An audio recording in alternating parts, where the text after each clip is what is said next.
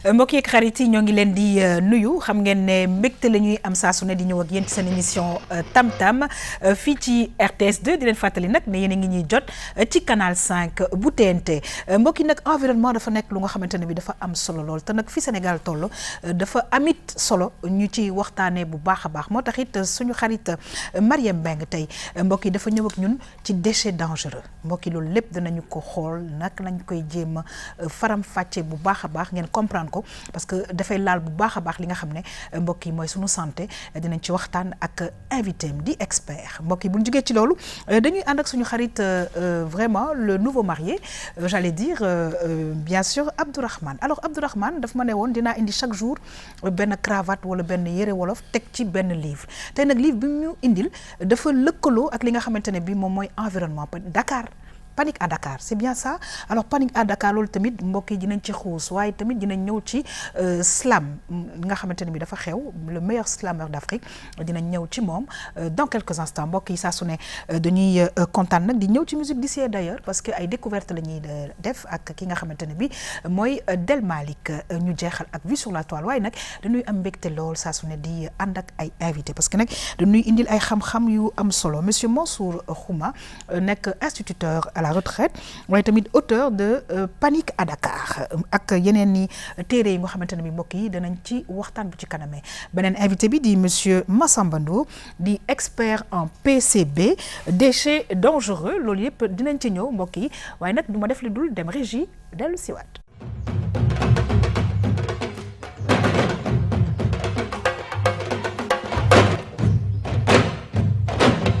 waaw saa su ne nag mbokk yi damay am mbégte lool di feggoo ak sama xarit Abdourahmane parce que nag wax dëgg yàlla li nga xam ne moom mooy bibliothèque bi Abdourahmane xamuma exactement ñaata livre la mais ça fait quand même la 4e saison bu ñuy indi chaque semaine benn ou encore plusieurs livres en tout cas merci de nous faire découvrir ces livres alors surtout Panique à Dakar bi soo ko liilee titre bi xamagoo lu ci nekk on se pose beaucoup de questions mais defe naa ne junju naa ne dafa laal ci mbirum environnement Abdourahmane maa ngi lay nuyu en tout cas je ne sais pas on s'occupe bien de toi tu es tout beau machallah.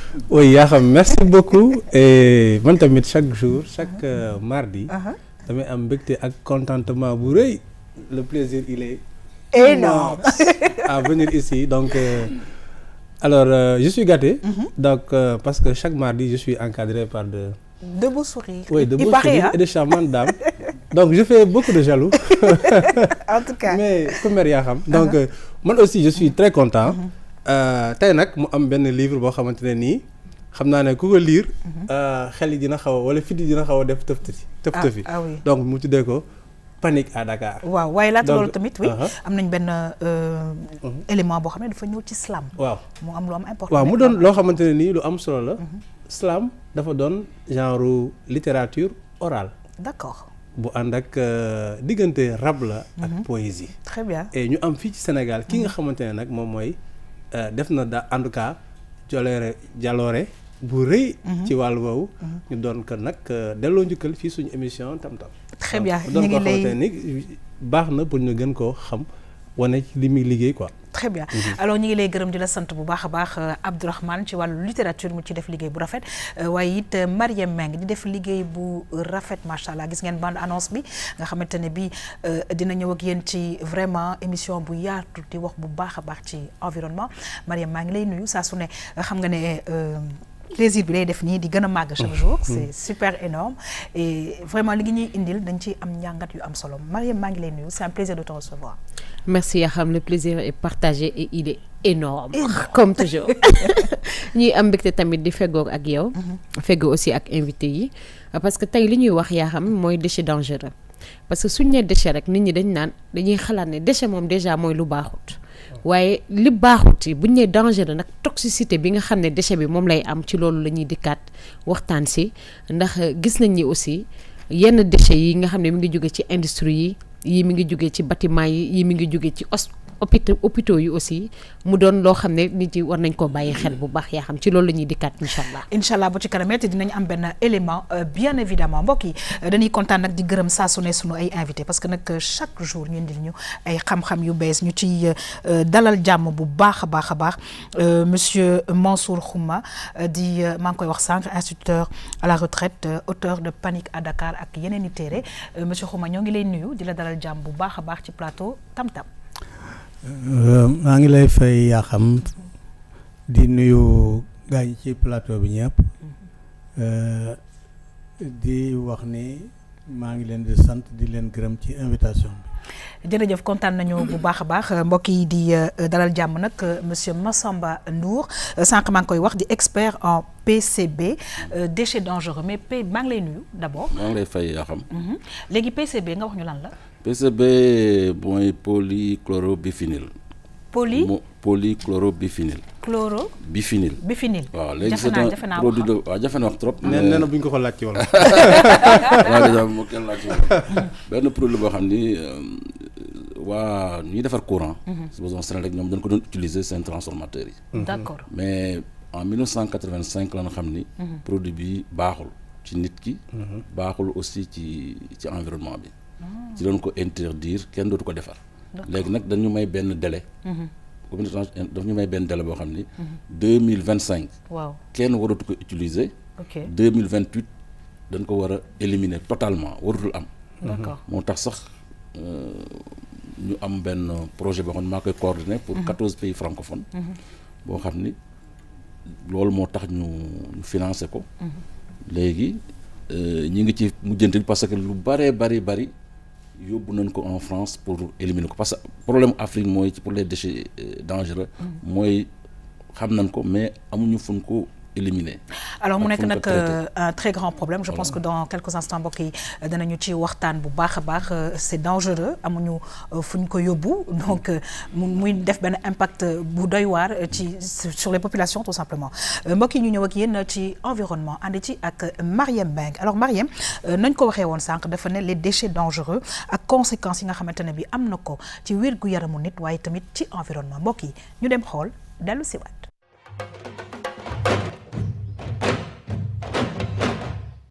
boo xoolee déchets dangereux Sénégal presque li ñu am yëpp déchets dangereux la parce que du ñu defar li ñuy wax di koy séparer au départ déchets yëpp la ñuy boole ci benn poubelle donc déjà déchets dangereux la soo demee ci industrie yi di nga fa fekk ay déchets dangereux soo demee feneen ak feneen di nga fa fekk li ñuy wax déchets dangereux laboratoire yeeg yëpp.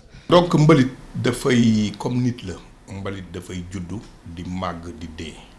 léegi nag fu muy juddoo foofu lañ koy caractériser tubaab dafay wax ñeenti forme mbalit moo am mbalit bu ñuy wax déchet ménager moom yi nga xam ne ci biir kër yi lay jóge mbalit bu ñuy wax déchet organique nga xam ne ci àll bi la ak ci élevage bi ak ci tool yi ak beneen mbalit bu ñuy wax déchet industriel boobu mooy jóge ci industrie ci usines yi ak beneen nag bu jóge ci hôpitaux yi moom la ñuy wax déchet hospitalier léegi législation internationale bi mu ne dafa am ñaari famille maanaam ñaari pàcc yu rëy benn bi ay déchets dangereux la benn bi déchets non dangereux déchets non dangereux yi moom mooy li génn ci biir kër yi ak li génn ci àll bi ak ci garab yi ak ci ferme yi déchets dangereux moom mooy déchets hospitaliers yi ak déchets industriels yi.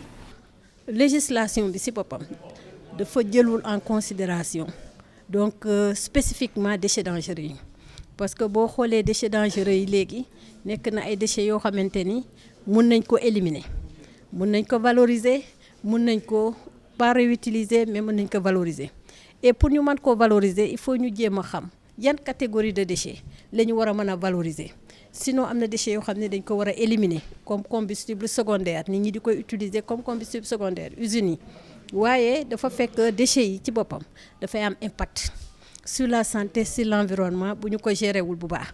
lu baax toujours dañ koy denc lu baaxul dañ koy sànni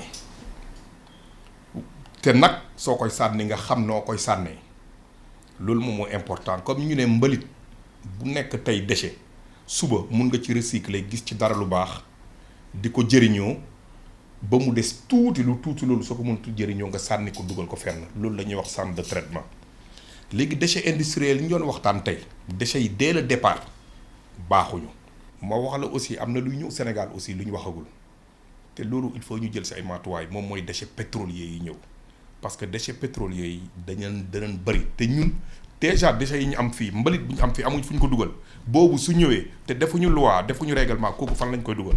problème mu Sénégal mooy déchets yi dañu koy dajale sànni ko mbëbës wala ñu sànni ko feneen foo xamante ni non autorisé la te li ki mujj mooy day lakk te bu lakkee day jur ay polluants yoo xamante ni day lor doomu aadama yi donc lor environnement bi. polluant organique persistant moom mooy li nga xam ne yow soo ko ingénieur yow soo fexe ba lekk ko wala ba mu nekk sa yaram dootu fa génn mu ilaa abadan te tamit lu ci gën a dangereux moom mooy yow surtout jigéen ñi nga xam ne ñoom dañuy am doom yow da nga koy transmettre sa doom transmettre ko sa doom sa kenn ak kenn moom mooy polluant organique c'est-à-dire kooku su ko fexee ba dugal ko rek pour nga génne ko day metti trop dafay jafe trop dootul génn sax ilaa abadan te polluant organique yi lu koy joxe moom mooy ngay jël plastique yi di leen lakk. pour xeex loolu nag ñu ni léegi il faut ñu jël yoon woo xamante ni législation boo xamante ni dafay renforcer gestion des déchets au Sénégal.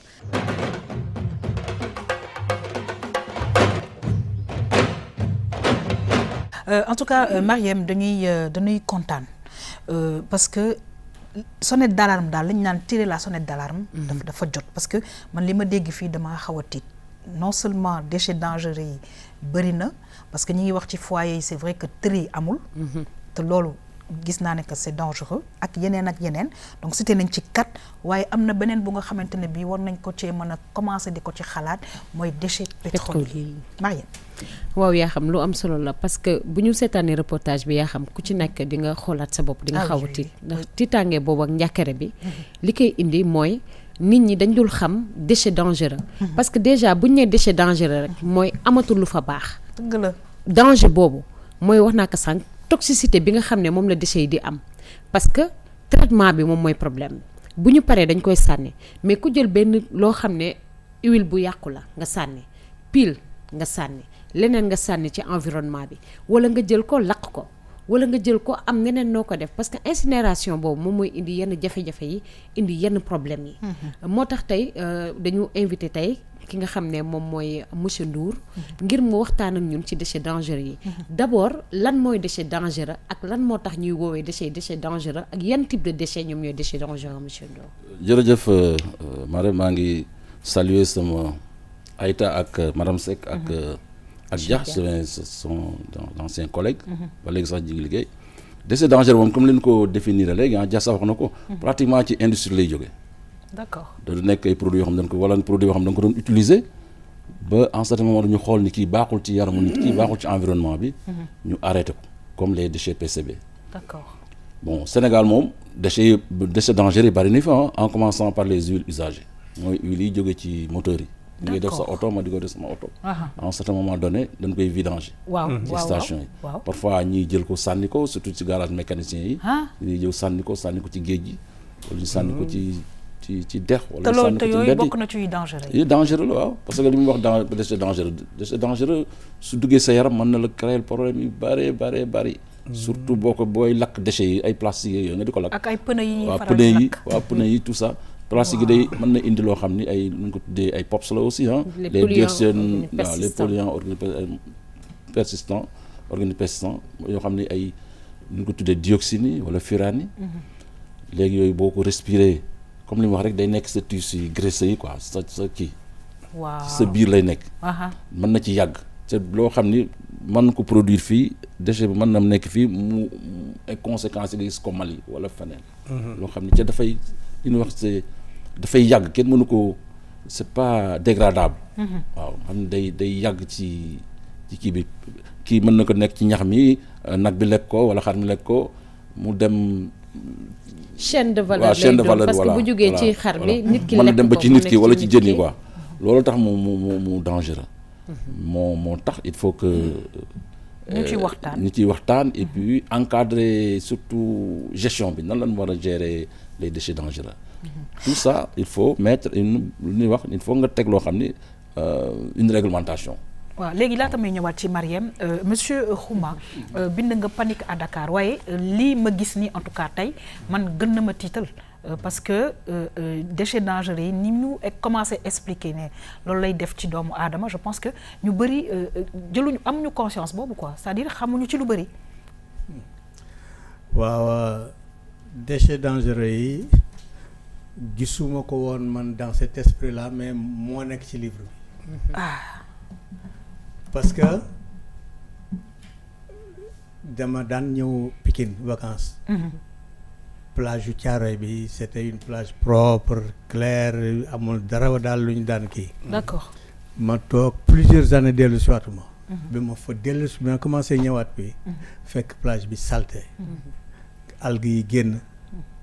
ba pare benn usine bu nekk à moins de 100 mètres de la plage di sotti ay déchets ci biir géej gi tuyaux yi koy indi ay tuyaux yoo xamante ni mat nañu 30 centimètres de diamètre di ko sotti ci biir géej gi dinañu dem ci biir géej gi ba nga xamante ni séenatoo leen boo taxawee ci plage bi doo leen seen te saawo gi mu def trace bi mu def du tas. ma imagine nag man beneen usine bu nekk côté Wakam ak beneen usine bu nekk côté Sangalkam. impact bu muy def ci population yi. ñëwagul sax impact bi léegi ñetti courant yooyu nga xamante ni usines yee leen di décharger ci kii déverser ci biir kii bi. waaw ñu def continuer seen tracé yooyu. ndekete dañu converger benn point. alors Marième franchement man xaw naa jaaxle tey et je pense que certainement le cas de beaucoup de téléspectateurs qui sont en train de nous regarder déchets dangereux yi je pense que wax nañ ko cité nañ ci 4 mais je pense que va falloir que ñu xool qu'on essaie très rapidement de trouver des solutions parce que c'est très très grave lu ma gis ni non yaa xam maanaam gravité bi sax foo ko natt yow jéggi na ko. parce que tey suñu xoolee yenn conséquences yi nga xam ne moom lay am sur la santé yenn jàngoro yi nga xam ne mi ngi am muy cancer wala gis nañ ni ñenn ñi dañuy am problème mu peau.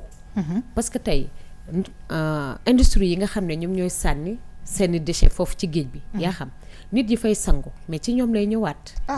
yenn peau yi da ngay gis nit ku jékki-jékki yaram bi am ay picc ñu naan allergie la te xamul lu ko waral jën yi nga xam ne aussi dañ koy jëfandikoo nit yi ñoo koy lekkaat te nit ñi buñ ko lekkee jàngoro yu bëri yoo xam ne noo ko xalaatee rek jàngoro yi dañuy ñëwaat duggaat ci nit ki kon mu doon ay problème yoo xam ne donc ñun lu ñu war a gën a njëkk a xalaat mooy ndax Sénégal fii yaa xam am na foo xam ne dañ fay teg problème déchets yi ndax am na fu ñu koy traité wala am na benn centre boo xam ne lu ñu am ci déchet dangereux foofu lañ koy yóbbu. loolu kii madame vraiment question bu am importance nga ma laaj. déchets yi moom pour wax la dëgg déchets dangereux yi moom une grande partie amuñu fu ñu ko def. parce que surtout les déchets industriels yi boo xoolee ba xool presque lépp mbëbës la jëm jaxasoo foofu. yi jógee ci hôpitaux yi nag. yi jógee ci hôpitaux yi moom vraiment au départ moom. amuloon dara mais léegi am na dara quand même parce que nit ñi hôpitaux yi am nañu am incinérateur amoon na benn projet boobu aussi dafa doon indi système d'autoclaving bi def nañ ci ay dafa naa y avait 5 hôpitaux pilotes ñu def ci moom ñi ngi def dara et puis léegi boo dem ci hôpital boo dem léegi am na un monsieur environnement vraiment boo xam ne mooy toppatoo kii bi di ko suivre ba à la fin bon pour les huiles usagées aussi léegi depuis des années am na une usine boo xam ne bu nekk fii boo xam ne da koy recycler. d'accord da koy recycler. ak aussi depuis 2007 aussi am benn arrêté boo xam ne gouvernement bi moo ko defoon ministère de l'environnement boo xam ni dafa permettre yenn industrie yi bon du ma tudd seen tur pour ne pas faire la publicité cimenterie surtout ñu am na ñu ko ci utiliser comme huile comme combustible de substitution boo xam ne wala ngay jënd fuel. di ko utiliser. mën nga jël huile usagée bi léegi boo demee ci station yi sax léegi comme ni mu tase woon bu njëkk bareetul léegi. d'accord waaw léegi sax station bu njëkk sax dañ lay may mais léegi dafa naa koy jaay. léegi nag bi nga xamante ne bi dafa jógee ci foyer yi. est-ce que moom tam mën nañu wax ne que quelque part c'est dangereux. waaw foyer non bon moom c'est des déchets ménagers bon vraiment amul gravité à part que ñu di ko trier bañ ci boole plastique bi. waaw parce que ci boolee plastique moom su demee mbëbës dañ day lakk suñ ko lakkee am na yoo xam ni mën na ko émettre mooy les POPs là mooy les dioxines et furanes yoo xam ni baaxul ci nit li ko monsieur Dia wax léegi baaxul ci nit baaxul aussi ci environnement bi. mais nag problème bi mooy il faut que ñu liggéey ci. encadre def benn réglementation ba pare suñu produire déchets yi dangereux ñoom foo xam ne dañ ko fay yóbbu. suñ ko traité ba nga xam ne léegi dangereux tout léegi ñu yóbbu ko def ko foofu. alors ma bàyyi la peut-être une question. après ñu terminer avec Mariam. oui man li ma bëgg a wax surtout contribution la mooy problème éducation am na. environnement loolu war nañ ko gën a mën a renforcer. et lan moo tax en Afrique déchets industriels yi gën a poser problème moom mooy ñun généralement matériel industriel bi ñuy am du doon matériel bu bees. ak bu baax waaw du doon bu baax day doon loo xamante ne nii dañ koy tubaab dañuy liggéey ba pare.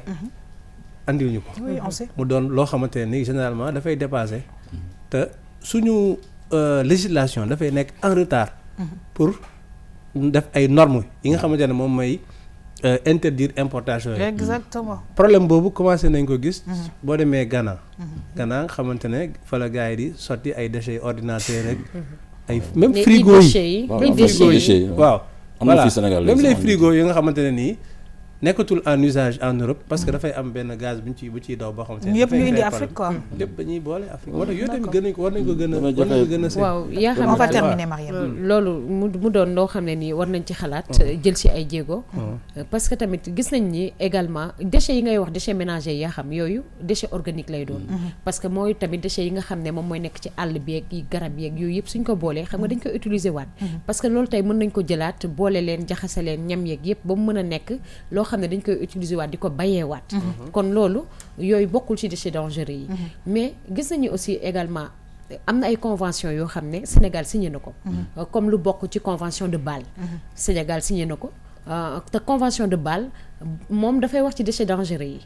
Stockholm aussi. Stockholm dafay wax tamit ci déchets dangereux Rotterdam tam dafay wax ci déchets dangereux yi. nga dellu si waat tuuti ci importance su convention yooyu par rapport ak gestion déchets yi. voilà pour loolu am na solo trop et puis ba ma ci dugg sax dama bëggoon wax aussi xam nga en 2007. 2008 am nañ fi loo xam ni peut-être nit ñi doon koy commencer fàtte léegi mooy kaawu Ngandiaw. nga xam ni benn plomb bi nekk ci batterie yi. waaw nit ñi doon récupérer ba mu indi fi jéey yu bari. am na ñaar fukki xale ak ñaar. ñoo xam ni génn nañ ci àddina. am na ñoo xam ne ba léegi dañu feebar. bon pour les conventions Sénégal moom signé na convention yi vraiment. c'est besoin convention de Bâle boo xam ne moo yore boo produire c'est besoin je donne toujours l'exemple du PCB parce que moom laa gën a xam. xam nga Sénégal amoon ay PCB mooy nekk transformateur u Sénégal yi. vraiment Sénégal def na un gros effort.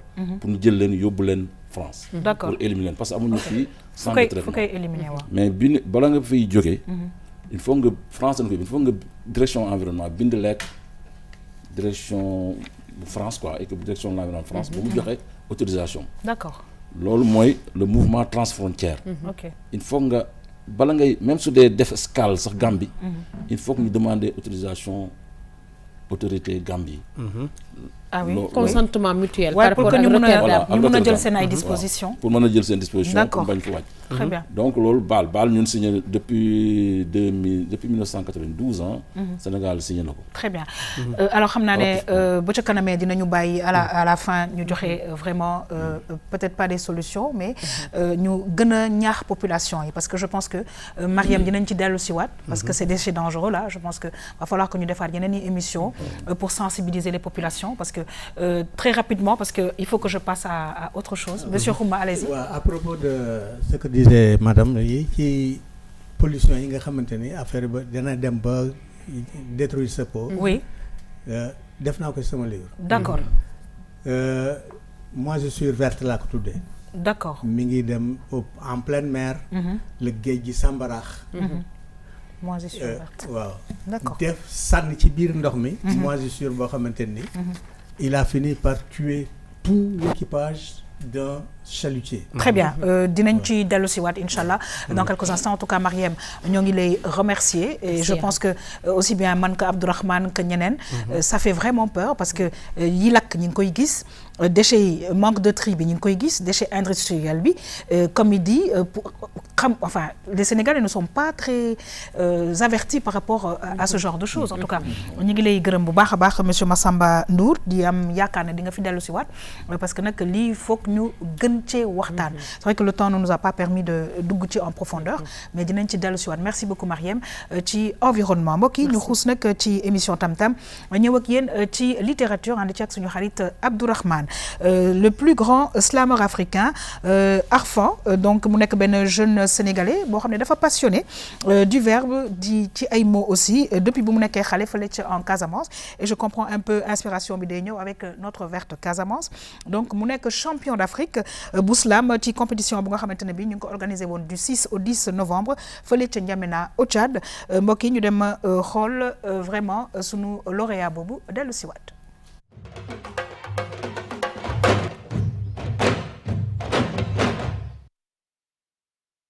Le temps passe, on s'éloigne peu à peu des tempêtes. Les poètes, pour faire du bruit, ne soufflent pas dans une trompette.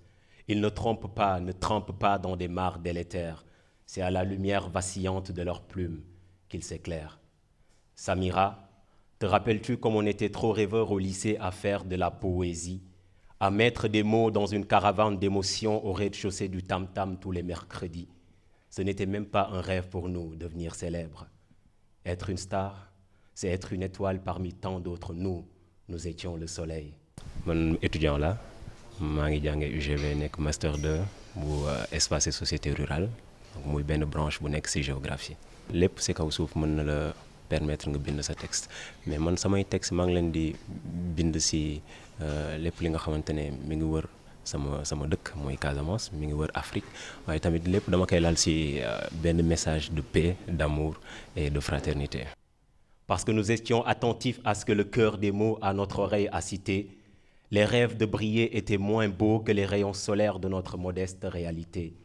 On taquinait le verbe, il devint notre couverture, même alité, et chaque nuit, nous avions pour berceuse quelques majestueux chantres de l'oralité. Casamance la dëkk te ku xam Casamance xam ni forêt beeg ñoom seen bokk na ci luy inspiré ñëpp ni ñu fay dundee dafa calme dafa paisible donc loolu bokk na ci li may inspiré waaye bokk na tamit ci li may gën a inspiré ñi nga xamante ne ñoom mooy wër mooy sama waa kër sama famille samay parents samay frères samay sœurs samay àndandoo samay xarit donc loolu yëpp bokk na ci li may inspiré. J'ai donc fermé le livre au lieu de tourner la page. Oui, je t'aime en secret, à ce qu'il paraît, ce n'est pas un crime. Je t'écris cette lettre d'amour avant qu'on ne se voie en chair et en Australie. Alors mbégte bu rëy ak kontaan ci niñ ma teeroo ci dëkk bi aussi bi may dem daa am ay nit ñi nga xamante ne ñoom laa doon liggéeyal ñu jàpp ci ba ma mën a dem fële ci Tchad àndaale li nga xam ne moom moo di trophée bi donc mbégte bu rëy la maa ngi koy déjee ñëpp nag macha allah. Nous avons fait route commune avec les mots et Dieu sait qu'ils peuvent être chiants.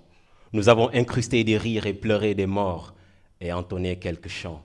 Notre seule réussite était de donner corps au verbe, le faire marcher à l'aisance pour qu'il soulève des tremblements de chair et puisse marquer les gens. Ma mère, de sa voix goyave, soufflait souvent ces mots dans le parquet de mon oreille tapissée de sa clairvoyance. Ndimma, saferoke ndimma, musa hakilo bebe kang, momingie taradie alasake lahadjeti bari saferoke ndimma, saferoke. Mon fils, écris, mon fils. Ton petit frère te prête attention. Toute rétribution te trouvera ancrée dans ta passion, mais écris seulement, mon fils. Écris.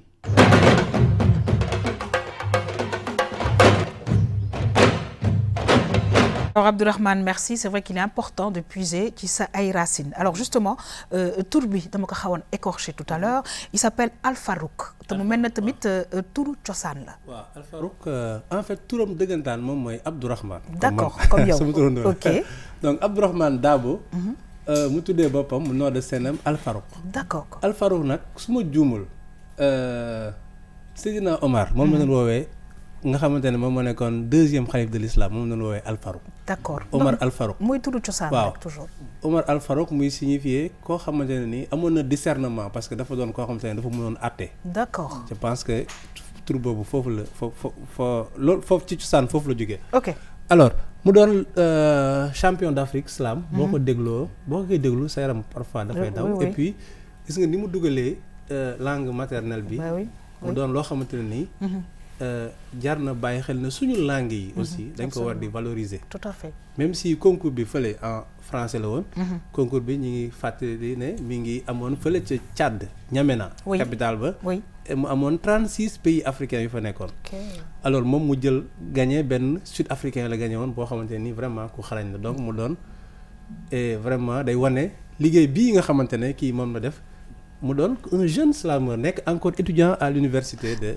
alors je vais demander à notre écrivain Ouais. bi nekk ci plateau bi monsieur Mansour Khouma lan nga gis ci slam bi ak lan nga ci xalaat. Slam bi c'est une variété, c'est un genre littéraire tout à fait nouveau, à mon avis, et cela permet d'exprimer énormément de choses. D'accord. Surtout en langue nationale. Les langues nationales ne sont pas toutes écrites et ne sont pas encore bien maîtrisées par les gens. Même celles qui sont écrites ne sont pas bien maîtrisées par les gens. Alors, donc, s'exprimer dans cette langue-là, au point d'atteindre un point culminant. ci wolof. ci wolof. Alors là, vraiment, c'est extraordinaire. D'accord. donc ci wolof bi dama bëggoon wax pour ñu traduire. muy ci wolof. alors c'est vrai que par déformation. donc même si ci wolof bi complément la ci sa phrase ak moom phrase am donc mën na ko ci wolof. alors monsieur Khouma dama doon koo xamante ni wax nga ko sànq ci présentation bind na ay téere wolof yu bari. boo xamante ne ciy jàngale grammaire. conjugaison ak syntaxe. moom moo bind livre bi naan Panique à Dakar nga xamante ni dafa mel ni. waa environnement. waaw moo ko tax a jóg waaye dañ ci ñëwaat mais man dama bëgg wax sànq suñu waxtaan. jot nga ma wax ay yàq. maanaam ay fautes yoo xamante ni. c'est très usuel maanaam mi ngi koy def ci olof bari na trop. j'aimerais écouter ça. waaw bëgg naa ci nga dellu ci waat ñaar wala ñett rek. avant ñu dugg ci livre bi. voilà yàq yi am na ci ay yàq yoo xamante ni ci création mots yi la bokk. création mots yu bees yi nga xamante ni dañ ko créer avec les médias ce sont les gens des médias qui les ont créés. te création bi baaxul. yan par exemple j'en cite 3. cantakun. d'accord cantakun. jaajëfal. et mbëkku. ah bon mbëkku. d'accord. cantakun. C'est un mot mal composé parce que il y a un radical cant. D'accord. Plus un suffixe akon. Ok. Akon, moi je connais akon, mais les gens écrivent akun. D'un. De deux, akon ne va qu'avec des verbes. Enfin, ay verbe jëf rek lañ koy booleel. D'accord. jëf yooyu boo ci taqalee akoon mooy koo xamante ni day faral di def nangam. dee yaakoon mooy ki ngay déeyoonteel mooy ki ngay sa conseiller maanaam. dee yaakoon. dee yaakoon sama dee yaakoon kooku sama dee yaakoon la. c'est mon conseiller. waaw. ki nga xamante ni moom ngay faral di jëndeel. sa jëndaakoon la. ah bon. jëndaakoon waaw. kon de ñun wolof déggunu ci dara. donc yow donc waruñu wax cantaakun dañoo war a wax santaakoon la ñu wax santaakoon. mais est-ce que nekkul langue aussi li koy dundal mooy création yi aussi. d'accord création yi moo koy dundal. waaw mais dina ko gaañ quelque part. waaw beneen mot bi nga wax jaajëfal. jaajëfal moom itam. maa ngi lay jaajëfal. waaw maa ngi lay jaajëfal. pourtant li ñu koy wax dafa bëri de. dafa bëri c'est passé dans le vocabulaire courant. te la correction c'est mal créé c'est un mot. am na benn mot la je pense phrase boo xam ne defoon naa di nga ci ñëw. ñi ngi leen di jox dig daje. déet kay moom ça fait partie des choses que j'ai. loolu kenn ko wax. déedéet. dig daje kenn ko wax. jox dig daje. dans la même phrase. c'est pas bon. c'est too much. oui too much. maa ngi lay jox daje. waaw. wala maa ngi lay dig daje. waaye wala maa ngi jox dig daje. mais c'est ce qu'on dit en fait. ëpp na waaw. ok. maa ngi lay jox daje wala maa ngi lay dig daje. wala comme li reporter di wax mbëri kat bu ñuy bëre mi ngi dox ci kawam. waaw ba tey mi ngi dox ci kawam. est-ce que mën ngaa dox ci kaw ku taxaw. du loolu mën ngaa dox mi ngi dox ci kawam. kenn war a wax loolu lan la ñu war a wax donc. dañoo war a wax. mi ngi koy ñatamal. mi ngi koy ñatamal. ñatamal. wala mi ngi koy ërtal. wala mi ngi koy. sëkkatal. d'accord kon daal ñun war nañoo jàngiwaat li nga xamante ne ci lu bëri li nga xamante ne bi bëri lu bëri ci wolof. moom mooy wolof bi. waaw est-ce que mën naa dellu si les autres mots que j'ai dit que c'était mal construit. ayca ñu ngi lay déglu. jaajëfal. ñi ngi ko liggéey ci jaajëf. ak al. jaajëf. moom lañ jël comme radical. waaw.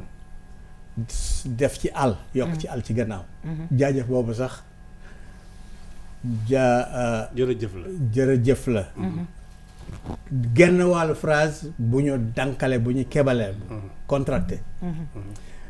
def nga lu jaara jëf. lu jaara jëf. waaw ok.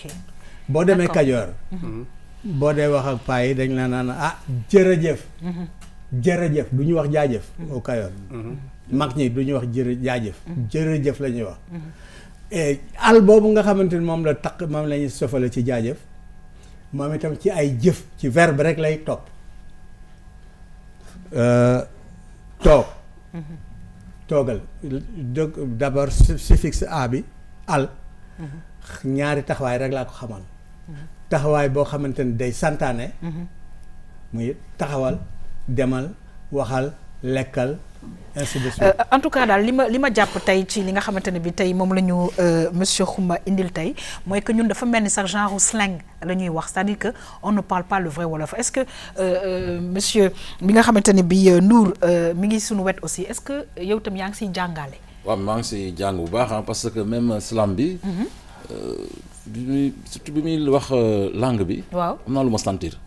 waaw ci je ne sais pas xam lan la. mais daal moo tax. vraiment war na def tout pour les langues nationales là ñu gën ko promouvoir.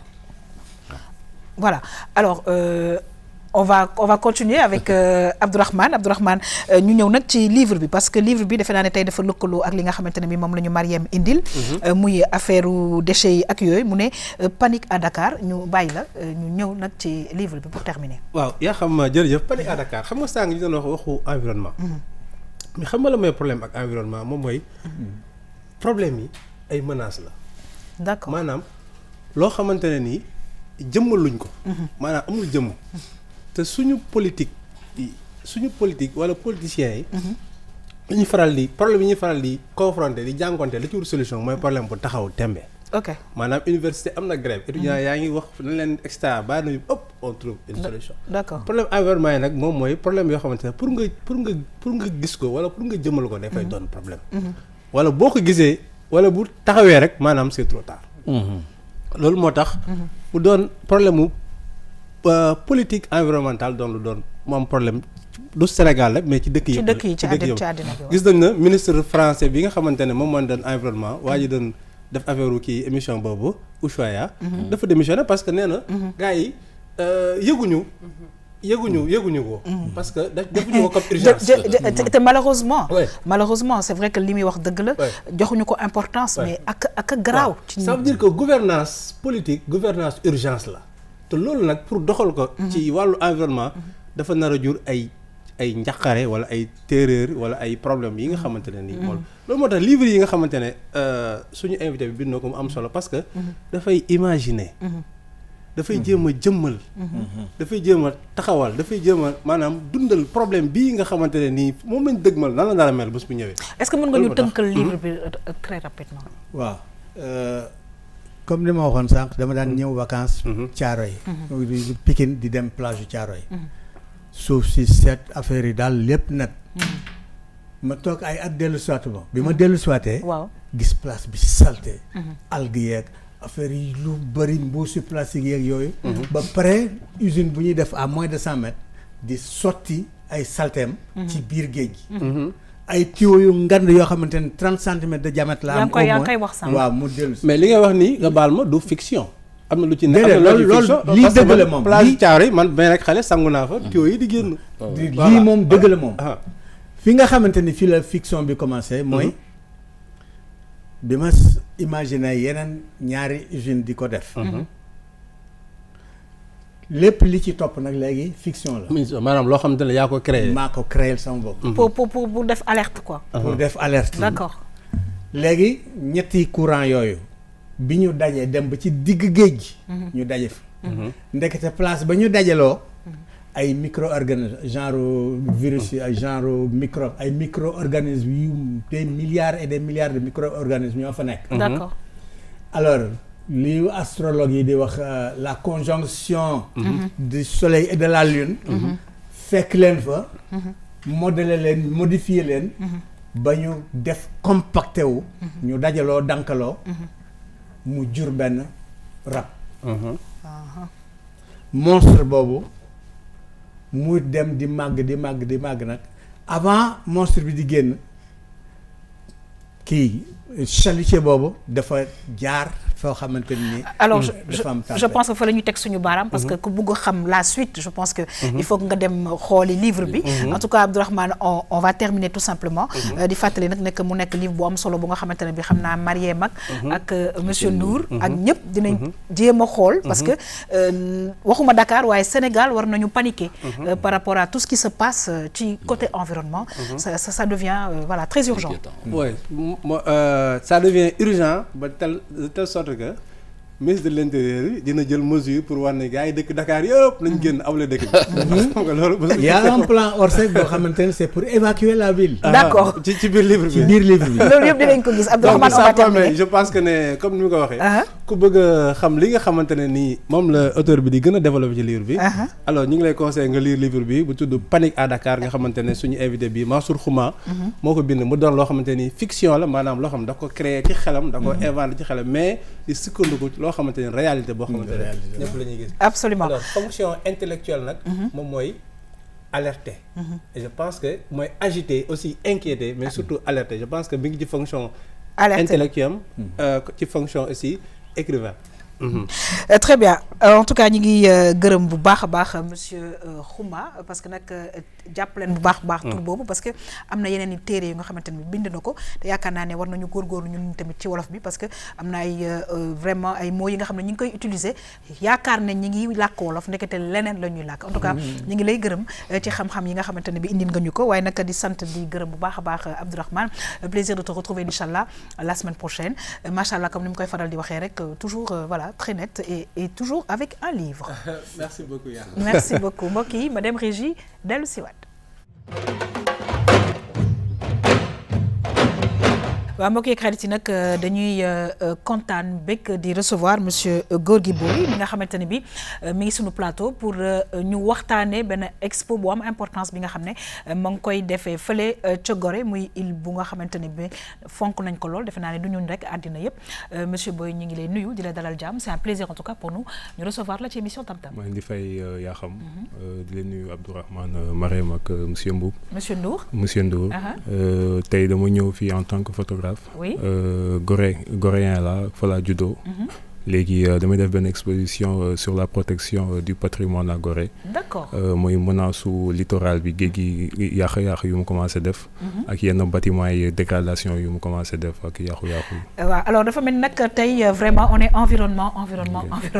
alors monsieur Ndour on va voir des images dans quelques instants peut-être nga ñëw ak ñun ci je pense que am na une partie de la population bi nga xamante ne ñu ngi commencé di dénoncer yi nga xamante ne bi vraiment yàqu-yàqu yi am ci environnement bi. waaw loolu moom dëgg la moom parce que nit ñi moom léegi population yi ñoom dañu jalouse maintenant seen environnement. Absolument. c'est pourquoi dañu koy dénoncer boo xoolee li xew baie de Hann. waaw da nga xam ni bon je ne sais pas désastre loolu. exactement loolu moo tax je pense qu'il faut ñu jël des mesures très pratiques pour que ñu bañ di yàq environnement bi. très bien alors Gorgui gis nañ quelques images. yoo xamante ne bi yaa ngi wone tamit Gorée ñu gis aussi que foofu tamit vraiment faaw ñu gën cee taxaw. parce que je pense que am na yu ñu jot a def. pour préserver l'environnement mais defe naa ne li ngay def aussi c'est vraiment dénoncer beaucoup de choses. voilà bon pour loolu parce que en fait le but de l'exposition c'est pour montrer. Oui. ne tey bon en fait Gorée c'est vrai que benn lieu la boo xamante ne ñëpp dañ fay ñëw pour di ko visiter mais en fait ñu wane ne tamit tey nu mu mel dégradation bi ak si niveau bu mu toll quoi. Comme ça nit ñi bàyyi si xel te ñu jublu si defar ko. Très bien alors du ñàkk ne Mariam di nga dellu Gorée. ah Abdourahmane un mot par rapport ak. li gën a am solo mooy comme ni nga ko waxee sànq mooy artistes yi. waaw ñu sentir ne. affaire bi également ñoo am nañ ci wàll. am nañ ci cër et ñoom ñuy relayer message. et c'est important parce que monsieur Ndour. ak macha allah xam-xam bi fi tegee. waaw pour mu wax ak population bi déjà mi ngi naan PCB xaw ma nan laa koy waxee. dëgg la artistes yi ñoo mën a jël message am. absolument firi ko ci langage boo xamante ne. population yi kii jaay gerte caaf. kii jaay kii ñëpp duñ ko mën a déglu. très bien et wax nañ Gorée.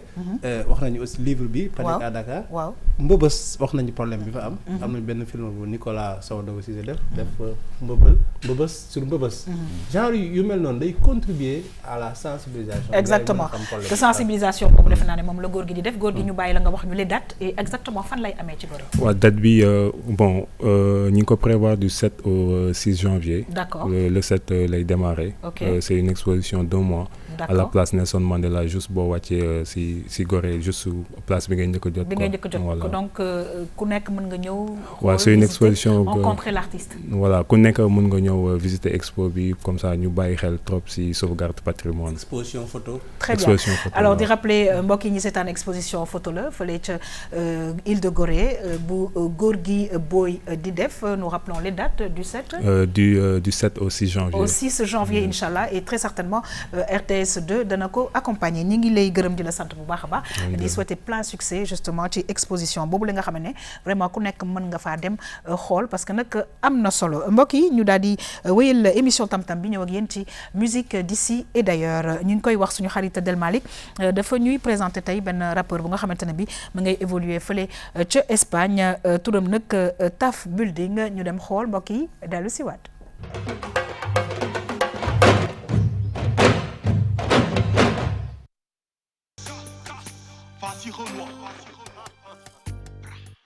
musique je suis débuté depuis 2006 ak 2007 quoi donc 2006 2007 dañu amoon benn groupe bu nekkoon wetu Pikine bu tuddoon Idole donc ci groupe boobu noonu laa commencé ci biir Idole nekkoon nañu ay plus de 15 membres donc ci Idole noonu dafa amoon ci biir ay rappeurs quoi rappeurs yooyu noonu ñoo formé woon Idole Art bi Idole Art bi 3 la ñu woon man ak sama yeneen gars yi donc bi ñu commencé noonu di rap ci biir noonu xam nga donc sur scène c'était le bordel donc après ci lañ commencé daal di créer benn mouvement boo xam ne day nekk Pikine yëpp Idole foo dem Pikine Thiaroye Icotaf tout ça y avait Idole quoi donc Idole boobu lañ doon représenté di dem ci concert yi di ko toj donc à part ça donc am na leen lu ñëw après ci ginnaaw mooy jàng bi ak affaire yooyu ma amee chance voyage yi donc ma voyagé en Espagne bien voyagé en Espagne donc man une fois arrivé là-bas xam nga ma amoon un peu de temps après le boulot donc man pourquoi pas ma continuer ci musique bi su fekkee musique bi noo woon naa ko bu baax donc par la suite si la commencé ci musique bi vers les années 2010 2011 yooyu quoi.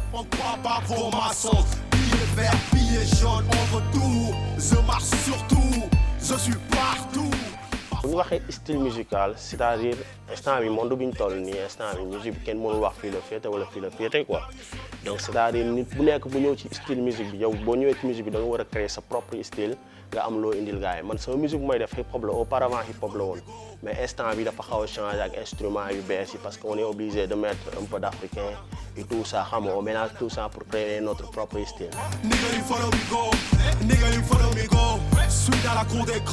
donc pour l'instant yi ñu ngi essayer di pousser public bi pour ñu déglu ñu et tout ça parce que déjà def nañ ay émissions ci quelques radios et donc ça va quoi alhamdulilah pour l'instant yi mënu ma wax dara. Personne ne me touche. Pute, enlève ta bouche. musique ça va un peu quoi comme les gars yi di wax rek c'est-à-dire yow boo xamee fi nga mën a bokk nga am benn structure am ay gars yoo àndal yu la accompagner xam nga mën a teg say concert parce que man damay def ay concert ci salle yi c'est pas pour moi seulement am na yeneen gars yoo xam ne mën nañ ci bokk c'est-à-dire damay invité ay artistes jël sama salle ñoom ñu ñëw dóor donc c'est-à-dire am nañ public déjà quoi. pour l'instant projet yi ma am c'est-à-dire man foofu ma nekk noonu am naa fa comment dirais-je benn salle boo xam ne am na ay gars yu ma koy bokkal ñoo xam ni saa yu ma leen soxlaa ñoom dañ may jox salle bi am na d'autres salles yoo xam ne am naa ko fa yoo xam ne gars yi boo leen woowee directement dañ lay jox contact salle bi donc man imaginer woon naa ay projet yoo xam ni je vais prendre des Sénégalais yoo xam ni ils sont un peu connus nga yóbbu leen là-bas ngeen essayer de faire quelque chose pour que hip hop Galsen mu gën a màgg daal jëm kanam daal affaire yi daal moom loolu mooy sama projet pour l'instant mais nag on va voir quoi ba xam yàlla baax na. Le mot de la fin, ouais, vous avez ici le nouveau CD, c'est-à-dire Follow Me Go de Tap Building. Comme vous le savez, je suis très content d'être ici ce soir. Merci à tout le monde. Je suis venu bégué sama gars yi jaajëf waay bégué 100% Building.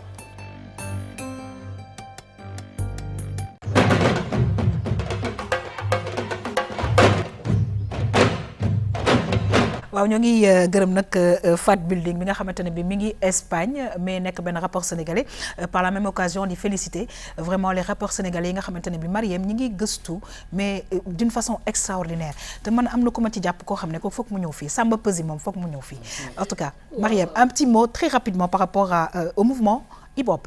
waaw gis nañu évolution bi aussi yaa xam mi ngi dox bu baax parce que tamit nit ki la koy def sa culture war nga dem xool tam ci culture keneen jël ko. absolument te ñi ngi gis ni rappeurs yi léegi ñi ngi def ay featuring ak ñenn ñi. ah oui donc loolu aussi dafay gën a développer seen culture. absolument en tout cas ñi ngi remercier suñu xarit Del Malick mbokk yi may sant di gërëm bu baax a baax monsieur Massamba Ndour di expert en PCB très difficile à prononcer mais il l'avait dit tout à l'heure di fàttali nag nekk nañu def attention ci déchets dangereux yi parce que daf ñuy nuire ñun suñu santé nuire environnement bi et on va le répéter c'est dangereux. c'est très dangereux. Très dangereux. Déchets moom il faut que ñu gën ci liggéey. Très bien. Et puis surtout def une bonne réglementation. D'accord. Pour mën a encadrer tout ce qui est transport, tout ce qui est collecte, tout ce qui est manipulation ba pare def tout pour am des centres de stockage temporaires. Très bien. nga xam ne déchets yi day jógee benn usine dem fii ñu denc ko. temporairement ba pare aussi travailler pour dans l'avenir dans le futur pour mën ko éliminer sur place. Très bien en tout cas ñu ngi lay gërëm di la sant nga xam ne nag bi mooy sa invitation bu njëkk waaye di nga dellu si waat parce que je pense que ci côté déchets dangereux li ñu ci war a wax dafa bëri bu baax a baax ñu ngi lay gërëm di la sant waaye di gërëm monsieur Gorgui Boy nga xam ne moom mooy exposé fële ca Gorée incha allah en janvier dinañ ci ñëwaat fii ci RTS2 merci beaucoup monsieur Boy. Merci à vous. maa ngi gërëm di sant bu baax a baax Abdourahmane c'est toujours un plaisir rendez-vous la semaine prochaine avec un livre avec un boubou ou alors une cravate. oui merci beaucoup Yakham maa ngi jox du ma wax maa ngi jox dig daje. maa ngi dig daje. exactement attention. ñi nga xamante ne ñoo ñuy faral di seetaan fii ci RTS2. alors mardi prochain incha allah avec livre bu bees. incha allah invité bu bees ak cravate bu bees merci beaucoup par la même occasion ñu ngi remercier monsieur Mansour Khouma nga xamante ne bi mi ngi woon si suñu plateau nekk auteuru livre bi Panique à Dakar moom itamit di wax ci mbirum environnement justement ki nga xam ne moo ñu téyel environnement waaw remercier Khadija Fall nga xamante ne moom moo jàpp ci liggéey bi très bien alors je disais justement côté environnement dañuy sant bu baax a baax ki nga xamante ne bi moom mooy Mariem Mbeng parce que mi ngi ci def liggéey bu rafet ak émission bi di waaj a ñëw yéen a ngi gis bande annonce bi Mariem ñu ngi lay je vais pas dire jaajëfal. merci Mariem. yaa xam merci beaucoup jërëjëf lañ lay wax yow. bu baax tamit di jaajëfal ki nga xam ne moom moo fi nekkoon muy monsieur Ndour. tamit ñu bàyyiwaat xel bu baax ci li nga xam ne moom mooy déchets dangereux yi. di fàttali ni amoon na tam benn projet de loi boo xam ne Sénégal mi ngi ci. waaw projet de loi boobu bu ñu ko valider dañuy dem ci loi spécifique sur les déchets dangereux. très bien alors on y reviendra très certainement fii ci RTS2 mbokk yi maa ngi gërëm toutes les équipes techniques yi nga xamante ne bi saa su ne dañuy ànd ak ñun di liggéey waaye nag gis ngeen ne Mariama Magasuba elle est revenue en force parce que daf ma ne nañu fëlaale je pense que c'est ça qu'on dit ñu fëlaale alors c'est Mariama Magasuba qui revient en force ak émission Tam Tam je rappelle son numéro de téléphone 77 634 44 11 ma nga nekk fële ca Padois Builders villa numéro H56 ñi ngi lay gërëm di la sant waaye tamit di gërëm ñëpp ñi nga xamante ne ñi ngi woon ci plateau bi di leen sant yéen ñi ñuy seetaan di leen jox rendez-vous inchallah suba pour beneen émission Tam Tam bonne suite des programmes sur la RTS2 au revoir.